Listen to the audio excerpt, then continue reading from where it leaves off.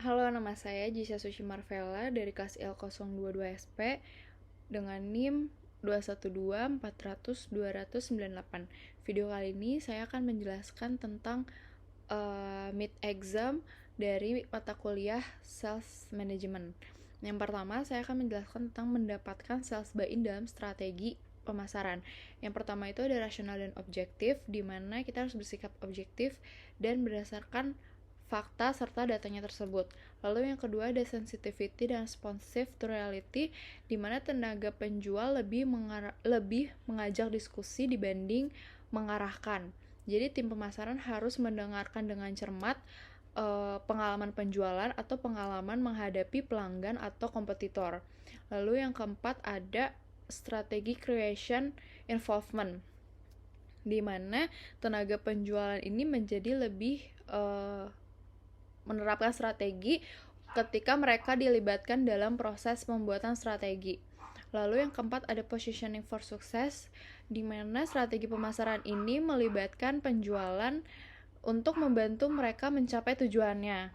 Lalu yang kedua ada how marketing mix strategi impact sales management, yaitu ada 4 faktor. Yang pertama ada produk, di mana produk kami ini memastikan pelanggan agar yang kami jual ini benar-benar berguna dan sesuai dengan kebutuhan pelanggan, seperti barang, jasa, tempat, dan ide-ide. Lalu ada price, nilai produk tersebut harus sesuai dengan biaya yang dikeluarkan oleh customer sendiri. Lalu ada place, di mana kita melakukan kegiatan pemasaran untuk memberikan nilai pada waktu yang diinginkan sesuai lokasinya tersebut. Misalkan ada logistik atau saluran distribusi seperti TV. Terus ada promotion. Promotion ini kegiatan pemasaran untuk mengkomunikasikan sebuah nilai atau produk kita sendiri kepada konsumen sampai selesai. Lalu yang ketiga itu ada several marketing strategy when implement in business to customer and business to business. Business to customer itu berjalan langsung dengan end user, kalau business to business itu berjalan ke perusahaan lain.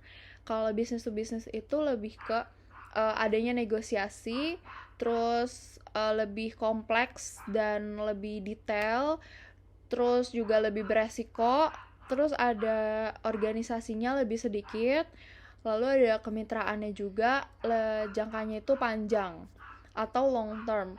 Kalau misalkan B2C itu dari sudut pandang customer ada recognition needs, dimana kita tuh harus tahu kebutuhan customer tuh apa aja.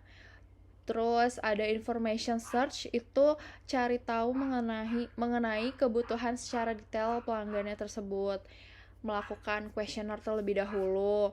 Terus atau ada eval of alternative, itu lebih ke evaluasi tentang produk, ada harga, ada brand, kualitasnya juga.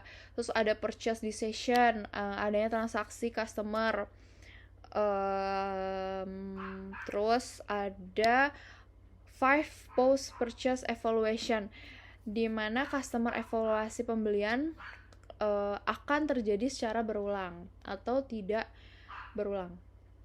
Lalu yang keempat ada what do you know about business ethics?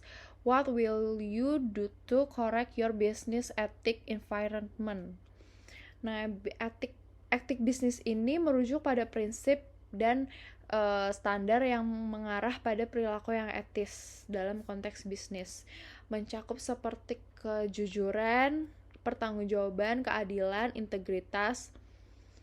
Lalu sebagai manajer penjualan sangat penting untuk menghormati dan menerapkan prinsip-prinsip etika ini dalam aspek pekerjaan dan keputusan yang diambil.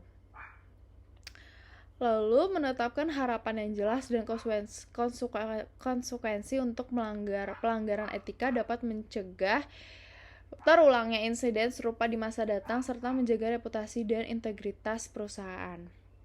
Lalu ada pertanyaan yang terakhir, ada 7 fase of personal selling. Yang pertama itu ada pencarian calon pelanggan atau prospecting. Di tahap ini, para sales ini akan berburu pelanggan potensial dengan cara mencari tahu apa yang mereka butuhkan dan apa yang perusahaan menyediakan untuk customer-nya sendiri. Terus kalau udah sesuai, tim marketingnya akan lebih mudah masuk untuk menjalankan tahap-tahap selanjutnya. Lalu yang kedua itu setelah mendapatkan calon pelanggan, kita harus mempersiapkan dan menyediakan untuk informasi yang memperdalam tentang produk knowledge-nya mereka, seperti deskripsi harga, kualitas, terus juga desainnya.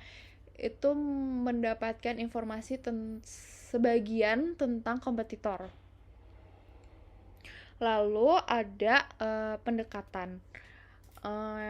Pendekatan ini dilakukan ke calon pelanggan. Emang ada beberapa contoh pendekatan seperti memberi hadiah, diskon, terus juga giveaway, terus ada memberikan sampel, dan masih banyak lainnya. Apapun yang metodenya dilakukan sama penjual itu menarik calon pelanggan ke dalam interaksi penjualannya mereka. Lalu ada presentasi, di mana presentasi ini fokus utamanya adalah pelanggan dan memberikan solusi atas sebuah permasalahan dari produk kitanya sendiri. Jadi benar-benar menjual produk sesuai dengan kebutuhan pelanggan dan pelanggan tuh sadar apa yang mereka butuhkan. Lalu yang kelima ada konflik dalam proses penjualan, di mana tahap ini tuh menghadapi konflik yang mungkin bermunculan tanpa pengetahuan mendalam seputar produk dan persiapan yang matang ketika pelanggan memiliki pertanyaan atau kekhawatiran tentang sesuatu. Lalu yang keenam ada penutupan penjualan, di mana kita bisa melakukan pendekatan yang menciptakan semacam urgensi dari pihak pelanggan dengan memberitahu bahwa tawaran ini hanya berlaku untuk beberapa saat aja. Misalkan kayak ingin melakukan pembayarannya QRIS atau cash. Lalu yang terakhir ada follow up, di mana tahap ini tuh pelanggan itu bisa memilih tim sales atau salesperson untuk menghubungi pelanggannya tersebut. Jadi target utamanya itu mempertahankan pelanggan agar mereka kembali lagi, jadi melakukan pembelian secara berulang.